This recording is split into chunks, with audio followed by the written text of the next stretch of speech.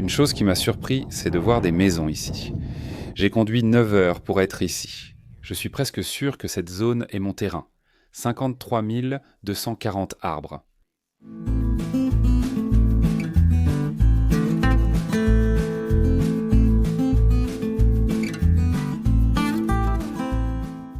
Par une fraîche matinée de décembre, il est 8 heures et il fait 40 degrés dans le désert de Chihuahua, à l'ouest du Texas. Je suis à 68 km de Sierra Blanca, qui se trouve de ce côté-là, de l'autre côté des montagnes Eagle. Van Horn est techniquement plus proche, à 40 km, mais en réalité il faut parcourir environ 105 km en voiture depuis ici parce que j'ai 2 chaînes de montagnes qui me bardent à la route. Je suis à 8,5 km de la frontière mexicaine, actuellement en train de regarder le Rio Grande. Le moyen le plus simple d'arriver ici, c'est par un chemin de terre qui, dans le meilleur des cas, prend 2 heures. Je crois que je suis à l'endroit accessible par la route le plus isolé de l'État du Texas. En février dernier, j'ai acheté ce terrain. Il fait 320 acres et j'ai payé un prix moyen parce que j'ai acheté 2 parcelles de 247 $ par acre. Vous vous demandez naturellement pourquoi. Pourquoi Pourquoi acheter 130 hectares au milieu de nulle part? Pourquoi est-ce si bon marché et quel est le projet pour ce terrain? Si tu restes un peu sur la vidéo, je vais te faire visiter et t'expliquer pourquoi. Salut, je m'appelle Sean et j'espère que tu regardes ceci dans le cadre de mon premier épisode sur YouTube. Ce que je veux faire, c'est transformer un désert aride en forêt. Non seulement je veux créer des ressources en eau et en arbres, mais je veux le faire à un point tel que l'on puisse vraiment parler d'une véritable forêt désertique. Maintenant, j'en suis à un moment de ma vie où j'ai le temps et les ressources financières pour m'y semble consacrer. Laisse-moi te donner un bref aperçu de moi-même. J'ai grandi au Texas dans la région de Fort Worth, au nord-est du comté de Tarrant. J'y vis toujours, même si j'ai passé une grande partie de ma vie adulte à l'étranger. J'ai vécu au Yémen, au Qatar, en Jordanie, en Irlande, au Panama, au Costa Rica, en Équateur, donc j'ai pas mal voyagé à travers le monde. Mon entreprise s'appelle Acruvia et nous sommes spécialisés dans les intégrations de interfaces de programmation d'applications. On est un peu comme un agent de circulation pour les données. Donc si tu as 2 systèmes logiciels qui ne communiquent pas entre eux, maintenant on est l'agent de circulation au milieu pour s'assurer que tout communique de façon à ce que tous les logiciels soient sinon insatisfaits. Je suis des vidéos sur la permaculture en ligne depuis presque 10 ans. Il y a vraiment 3 projets que j'ai suivis de près. L'un est un projet en Arabie Saoudite appelé El Bible, l'autre inspiration c'est André Millison. Et j'aime beaucoup ces vidéos, c'est amusant de le regarder sur YouTube dessiné sur le tableau blanc. Je suis aussi Geoff Lawton, il a un projet en Jordanie appelé Greening the Desert. Ils ont commencé avec seulement un demi-hectare dans un environnement urbain avec un sol rocheux, un sol stérile et sans vie. Et maintenant, quand tu regardes les visites de la propriété 10 ou 15 ans plus tard, il a un écosystème très riche et c'est un projet durable et c'est tout à fait faisable. Mon engagement sur cette chaîne, c'est que je vais apprendre devant la caméra. Je n'ai jamais rien fait de tel sur YouTube. Je n'ai aucune expérience notable en agriculture. J'adore jardiner dans mon jardin, mais ce n'est vraiment pas du tout la même chose. Je ne suis pas doué en mécanique, je n'ai jamais eu à travailler avec des machines lourdes, je n'ai jamais possédé de camion auparavant. Je suis un gars de la banlieue, je fais presque toujours tout moi-même, je ne sais pas ce que je fais et je ne sais pas où je vais. Mais d'une manière ou d'une autre, j'arrive à m'en sortir, à comprendre les choses, à rester en vie et à ne pas perdre d'argent. En gros, je joue comme un joueur de poker qui s'accroche à son pot et je sais quand miser. Avant d'acheter la propriété, je suis venu ici pour l'inspecter parce que j'avais passé énormément de temps à regarder des propriétés sur Internet. J'ai conduit pendant 7h30 hier pour passer la nuit à Van Horn. En ce moment, je suis en route pour Sierra Blanca et je suis tellement excité. C'est le dernier point de départ avant que je découvre cette terre pour la première fois. J'ai observé tout autour de moi, j'essaye de profiter des paysages, d'apprécier vraiment le décor, de parler aux gens à Van Horn. J'ai hâte de voir rapidement ce qu'il y a à Sierra Blanca, puis de me diriger vers la Terre. Une partie de la recherche, utilisant des photos satellites et Google Maps, visait à identifier des itinéraires d'accès potentiels à cette propriété. L'itinéraire le plus facile part de Sierra Blanca. C'est 42 miles et c'est principalement sur des routes entretenues par le comté. Les routes ne sont généralement pas très bonnes, mais elles sont suffisantes. Cependant, il faut aussi faire un détour de 60 miles. C'est très difficile d'arriver ici. Je suis ici à Sierra Blanca après un long trajet profondément ennuyeux. Les choses sont devenues intéressantes en approchant de Van Horn. En arrivant, j'ai vu l'imposant panneau blanc, impossible à manquer. C'est le petit Hollywood de l'ouest du Texas. La région a son charme unique, mais comme vous pouvez le constater, cette zone est en difficulté. Économiquement. Cette ville est à moitié abandonnée, mais ce qu'elle a là pour elle, c'est la géographie et ses habitants.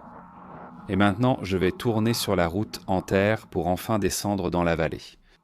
Sierra Blanca m'a fortement impressionné parce que j'avais fait des recherches sur Internet pour en apprendre un peu plus sur la ville. Et tout ce que l'on trouve sur Wikipédia, c'est que Sierra Blanca possède la seule construction en adobe. Le palais de justice en adobe du pays, vraiment en train de se battre pour se distinguer. L'économie de la ville est difficile. Le revenu moyen par foyer à Sierra Blanca est de 25 000 $. Et la plupart des gens dans cette région, s'ils ne travaillent pas dans un ranch, alors ils retravaillent pour le gouvernement, c'est à peu près tout. Une chose qui m'a surpris, c'est de voir des maisons ici. J'ai regardé sur les cartes satellites et il n'y a pas vraiment grand-chose, mais ici sur le terrain, on en voit plus que ce qu'on remarque depuis les airs. J'aimerais vraiment connaître l'histoire derrière tout le monde ici. Qu'est-ce qui vous amène au milieu du désert, où vous vivez dans un petit cottage, ou un camping-car, ou un bus scolaire, une maison préfabriquée? Comment cela arrive-t-il? Quelle est votre histoire? Qu'est-ce qui fait que vous avez choisi cet endroit précis pour vous installer? Et si je finis par acheter cette propriété, j'aimerais vraiment connaître les gens et leur histoire. Je pense que cette région est tellement rude et isolée que si les gens choisissent d'y vivre, ils doivent être intéressants. Descendre cette route de ranch pour la première fois a été une vraie surprise. Quand on regarde un réseau routier sur Google Maps, et je suis un gars du logiciel, donc je compte beaucoup sur les logiciels et les connexions Internet pour prendre des décisions et faire des recherches. Je descends une route en terre au milieu du désert et je me fie complètement à Google Maps pour être précis et ne pas me mentir. Ce serait une erreur de prétendre être complètement rassuré et à l'aise sur ce chemin. Je n'ai pas beaucoup d'eau, juste assez pour une urgence et rien de plus. Je suis anxieux sur ce chemin car si Google Maps ne m'emmène pas jusqu'à la propriété, je ne saurais pas comment y arriver. Trouver ta propriété ici est un défi, il n'y a pas de clôture. Je suis si proche de la limite de la propriété, mais je ne peux pas vraiment dire à cause de la façon dont je l'ai marqué sur Google Maps. Je ne peux pas dire si je suis vraiment au bord. Je pense que je suis juste un peu en retrait, il faut juste que j'avance encore un peu et je pense que je serai sur ce qui, j'espère, sera ma propriété. Je suis assez sûr que cette zone est mon terrain et heureusement, il existe d'autres outils basés sur les satellites comme ONX pour vérifier et s'assurer que oui, je suis bien et confortablement au-delà de la limite de la propriété. Cette végétation et cette vue sont la raison, ou du moins une grande partie de la raison, pour laquelle je suis ici. J'ai conduit 9 heures pour être ici. C'est complètement épuisant. L'essence est très chère. C'est un investissement conséquent rien que pour venir ici. Je n'entends rien du tout, juste une légère brise. C'est si paisible et calme. Je pouvais déjà dire que les descriptions des propriétés ne correspondaient pas du tout. J'ai sauvegardé la page web de l'annonce pour mon terrain et elle disait qu'il est proche de la ville, que les commodités et les options de divertissement sont à proximité, que c'est sur une route de comté, ce qui n'est pas le cas. Si vous cherchez à acheter un terrain dans l'ouest du Texas sur Internet, il faut vraiment faire attention parce que le genre de personnes qui s'occupent d'acheter et de vendre des terrains ici, ils ont une mauvaise réputation, pour le dire gentiment. Et comme c'est vraiment joli ici et que j'ai apporté mon drone, je vais le faire voler pour que vous puissiez voir ce terrain d'en haut. La plupart des gens ici qui possèdent un terrain, non seulement ils ne visitent jamais leur propriété. Je pense que la plupart des gens qui ont acheté un terrain ici au cours des 30 ou 40 dernières années ne sont même jamais venus ici, et la plupart d'entre eux ne sont même jamais allés dans le comté de Hudspeth. Ce terrain était donc extrêmement abordable. J'ai payé 247 $ l'acre. Mais le projet est d'en faire une forêt désertique, et je ne vous ai toujours pas répondu à cette question. Qu'est-ce qu'une forêt désertique et à quoi ressemble une forêt désertique? Il s'agit d'une forêt désertique semi-naturelle, visiblement modifiée pour servir de bassin de rétention d'eau. Elle est conçue comme une zone d'eau peu profonde. En ce moment, nous observons un grand fourré de mesquite qui a pris racine ici. Cela s'explique par deux raisons. Premièrement, le sol ici est profond et sablonneux. Et deuxièmement, il y a une abondance d'eau. Vous pouvez constater que c'est de bonne taille. C'est 15 pieds de haut, voire 20. C'est un arbre gigantesque pour cette région. Sous la pluie, l'herbe alentour devient d'un vert éclatant et monte jusqu'ici.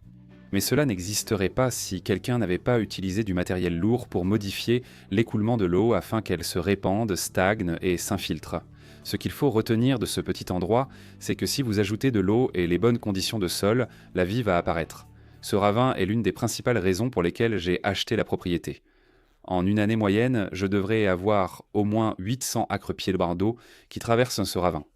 Ce n'est pas tant que je pourrais utiliser toute cette eau ou même une grande partie de cette eau. Ce que j'ai vraiment aimé ici, c'est que c'est un signe évident et clair que l'eau vient bien jusqu'ici. Le vrai défi, c'est de s'assurer que l'eau reste le plus longtemps possible pour pouvoir en faire quelque chose. Et à force de faire des recherches, je suis tombé sur un rapport du Texas Water Development Board. Ils avaient réalisé une étude sur l'aquifère sur lequel se trouve ce terrain qui est l'aquifère Red Light Draw, et ils ont cartographié les précipitations dans cette région. Tout en haut de la montagne, il tombe 30 pouces de pluie, mais ici, il n'en tombe que 12 à 14 pouces, et quand on arrive jusqu'à la rivière, ça descend à 9 pouces. Selon les études que j'ai trouvées, c'est bien vrai. Je me focalise donc sur les micro-bassins, la création de mini-forêts et la construction de structures pour capter une partie de l'humidité abondante de l'air. En ce moment, pendant que je parle, l'humidité est de 78%, donc il y a beaucoup d'humidité ici. Il s'agit simplement de s'assurer de la capter et de la diriger là où on le souhaite. Le plan pour la première phase du projet concerne 35 hectares, 53 240 arbres, et la façon dont je vais procéder, c'est avec des micro-bassins comme celui-ci. Ce canal est une grande expérience. La principale motivation pour faire cela, c'est que j'espère pouvoir être un exemple pour d'autres personnes. Je connais beaucoup de gens qui s'intéressent à l'achat de terre dans l'ouest du Texas, et ils ont différentes idées à ce sujet, mais pas forcément un plan complètement défini. Ce que je fais dans cette chaîne, c'est documenter mon processus d'apprentissage. Je ne suis pas un expert. J'aborde cela en tant qu'informaticien, je n'ai jamais dirigé de projet agricole auparavant. Des erreurs vont se produire, cela fait partie du processus. Donc si vous me voyez faire une erreur, ou si vous avez des idées qui pourraient être plus efficaces, laissez des commentaires. Je considère qu'une grande partie de mes efforts dans ce projet consiste à faire ma part pour le Texas et les Texans, et j'espère qu'au cours de ce processus, j'inspirerai d'autres personnes à suivre le même chemin. Si vous suivez ce parcours ou vous me voyez tenter un projet de permaculture sur une propriété où je ne vis pas et qui est à des millions de kilomètres de tout, si je peux vous prouver que je peux le faire dans l'endroit le plus isolé de l'État du Texas, alors la propriété que vous envisagez d'acheter à l'avenir, cela devrait être faisable pour vous aussi. J'ai vraiment apprécié de partager ma vision avec vous et je vous remercie de regarder. Pour être informé du prochain épisode, aimez, abonnez-vous et à bientôt dans la prochaine vidéo. Tout ce qui concerne l'ouest du Texas est tellement kitsch et intéressant. Il y a une route que je vais essayer, mais je ne suis pas très optimiste. Ça a l'air plutôt mort.